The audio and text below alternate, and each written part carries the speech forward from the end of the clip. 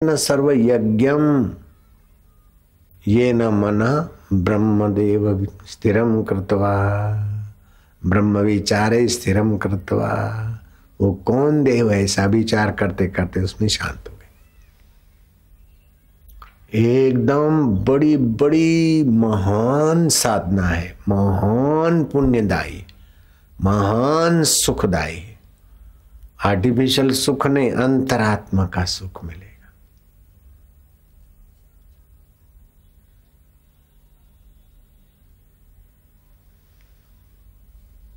जो अभी 3 बजे के बाद आए हैं, सुबह नहीं थे, वे हाथ ऊपर करो। बाप रे, तो नए नए लोग हैं, हाथ हिलाओ तो। 3 के बाद आए हैं, ठीक है, फिर भी आ गए, शाबाश है, धन्यवाद है आपको। सत्संग में आने से एक एक कदम चल के, गाड़ी मोटर में से चल के तो आना ही पड़ेगा। एक एक कदम यज्ञ करने का फल होता है। सुनते तो भक्ति योग फलित होता है, विचार करते तो ज्ञान योग का फल होता है। सत्संग का बड़ा भारी प्रभाव है।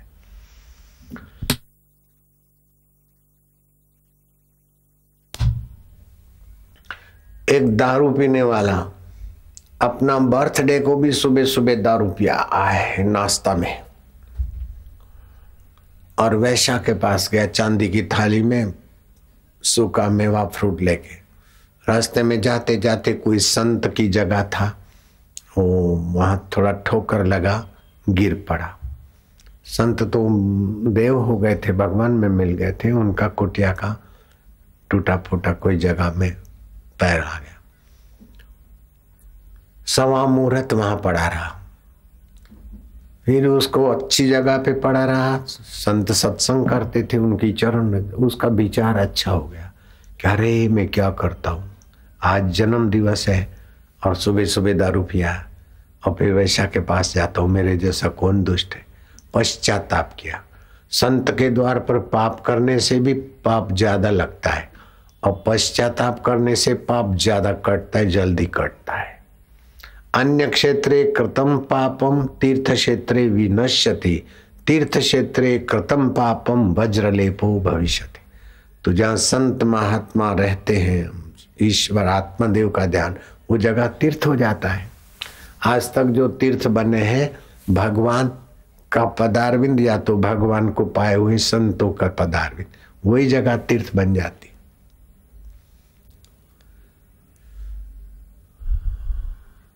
तो हर की पौड़ी जो हरिद्वार में तीर्थ बनी है, राजा मानधाता ने इस परमात्मा देव का ध्यान किया था और ब्रह्मा जी प्रकट हुए। और ब्रह्मा जी ने बोला वरदान मांगो। बोले जहां जो भी स्नान करे उसको आनंद आए, और इस जगह का नाम हर की पैड़ी हो जाए। तो हरिद्वार में कोई आगे रहते पीछे रहते, हर की पैड़ी पे नहाने को आते और आनंद आनंद होता है। तो परमात्मा देव का जो ध्यान करते तो ब्रह्मा देव भी उसको राजी वरदान देते हैं और वो जगह भी तीर्थ बन जाती।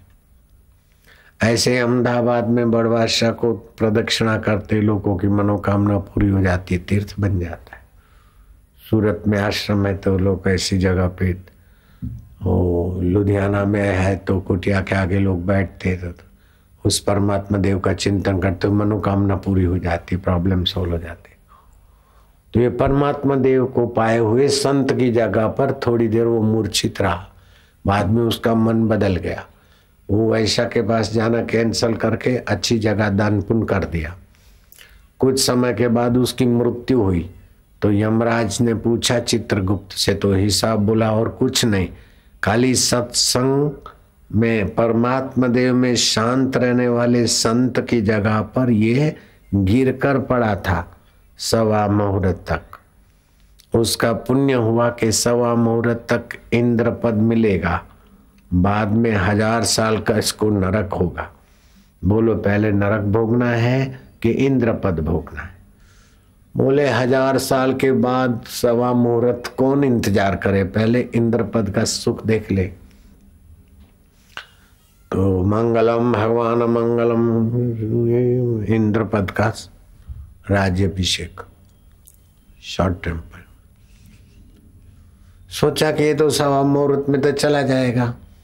वशिष्ठ महाराज का आवाहन करके कामधेनु गाय वशिष्ठ जी को दे दिया, उच्च श्रवा घोड़ा विश्वामित्र को दे दिया, कौंडिन्य ऋषि का आवाहन करके स्वर्ग की चिंतामणि दे दिया।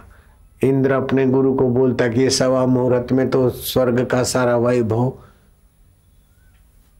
लुटा देगा। तो गुरु ने बोला इस सवा मुहूर्त में वस्तु का उपयोग करके अपनी सदगति कर रहा है और तुम उपभोग करके अपना समय बर्बाद करते। तुम्हारे को तन मिला, वस्तु मिलता है, इसका सदुपयोग करके आत्मदेव में आना चाहिए, लेकिन तुम नाच गाना मजा लेकर आत्मदेव से बाहर जा रहे हो और ये दे के आत्मदेव की तरफ जा रहे। तो इनका तो बड़ा यश होगा और बड़ा इनको पुण्य होगा। थोड़ी देर हुई, चित्रगुप्त आए, बोले अब तुमको 1000 साल का नरक नहीं होगा, क्योंकि तुमको जो चीज मिली उसका उपभोग नहीं किया, उपयोग किया। तो आपके पास, मास्टर के पास विद्या है तो विद्यार्थी के उपयोग के लिए, डॉक्टर के पास विद्या है तो मरीज के उपयोग के लिए, माँ के पास विद्या है तो घर के लोगों को भोजन बना के खिलाने के लिए, अपने लिए थोड़े है। जो भी विद्या है दूसरों की सेवा के लिए है, और जो अपने लिए रखता है उसकी विद्या को और योग्यता का प्रभाव कम हो जाता है, और जो दूसरों के लिए अपनी योग्यता बांटता है उसकी भी योग्यता विकसित होती है और परमात्मा देव प्रसन्न होते हैं। अगर मेरे को जो ज्ञान मिला, जो साधना मिली, मैं बैठ के अपने लिए मजा करता तो लिमिटेड हो जाता। वही परमात्मा देव का ज्ञान सब जगह बांटता हूँ तो परमात्मा देव और देते और सबका भले में अपना आनंद है। तो अब तुम नरकों में नहीं जाओगे, तुम विरोचन के पुत्र राजा बलि बनोगे। बोले हम बलि बनेंगे तभी भी हमारी स्मृति में रहे कि साधु संग और सत्संग का महत्व हमारे ध्यान में रहे। एवं अस्तु। तो फिर दूसरे जन्म में वो बलि राजा बने। और आज भी कोई त्याग करता है तो बोलते इसने बलिदान कर दिया।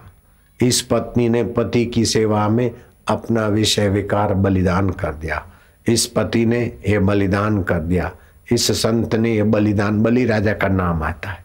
वो इतना दानवीर, इतना सत्संगी महान हो गया। कहाँ तो एक शराबी था, वैश्या के पास जाता था, लेकिन परमात्मा देव में एकाकार हुए संत की जगह पर बेहोश पड़ा था और इतना पुण्य हुआ कि राजा बलि होकर प्रसिद्ध हुआ। इसलिए सत्संग की बड़ी भारी महिमा है। राजा जनक ने सत्संग का आयोजन करा के प्रजा का भला करना चाहा। जो सत्संग शुरू हुए इतने में एक भयंकर काला सांप,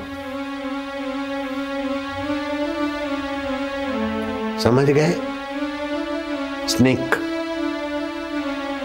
लुक, ओ बोले नहीं, डरना नहीं, ये काटेगा नहीं, ये राजा आज है, अपने जन्म जन्म के पाप मिटाकर यहाँ अपनी सदगति करने राजा अज सांप के रूप में आया है।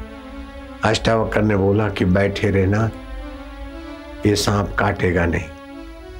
सत्संग हुआ 1 दिन, 2 दिन, 3 दिन। सत्संग का जब पूर्णाहुति होने को था तो क्या हुआ, वो सांप जो कुंडली मार के बैठा था, वो सांप बार बार सीधा हुए और अपनी फन को पछाड़े। सीधा